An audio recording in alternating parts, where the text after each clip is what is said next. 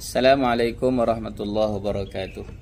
Ghairah imaniyah. Kadang-kadang kita tak rasa pun kisah burung hud-hud yang berlaku pada zaman Nabi Sulaiman tu ada kaitan dengan kita. Tapi sebenarnya kalau kita mahu memerhatikan, sangat banyak pelajaran-pelajaran yang kita boleh ambil. Antaranya lah, kalau kita boleh perhatikan contohnya pada surah An-Naml itu ayat yang ke-16, firman Allah, a'udzubillahi minasyaitonirrajim, wa qala ya ayyuhan nas 'allimna mantiqat tayr. Wahai manusia, sesungguhnya kami ini telah diberikan kurnia untuk boleh bercakap dengan burung, memahami bahasa burung. Dan ini sebenarnya menjadi pelajaran besar juga kepada kita sebagai orang biasa, tentang macam mana kepentingan untuk kita mampu berinteraksi dengan pelbagai bahasa. Tidak semestinya kita bercakap tentang bahasa satu, bahasa Inggeris, bahasa Arab, yang itu menyebabkan kita boleh berinteraksi dengan ramai orang daripada pelbagai tempat.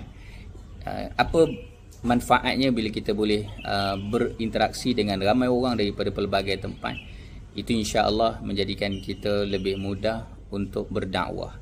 Kan? Begitu juga kalau kita bercakap tentang tadi memahami bahasa daripada language-nya. Tapi juga kita juga bercakap tentang memahami bahasa-bahasa tubuh.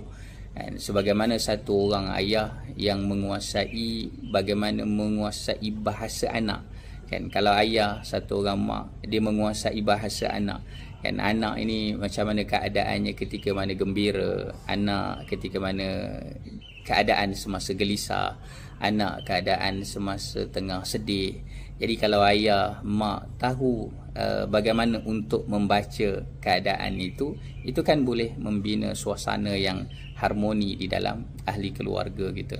Jadi jangan kita rasa kita dengan burung hud-hud ini satu kisah yang jauh, tapi sebenarnya kalau kita keluarkan satu demi satu pelajarannya dalam kehidupan kita, sudah pasti kita akan dapati bahawa ini merupakan satu kisah yang sangat dekat dengan kita.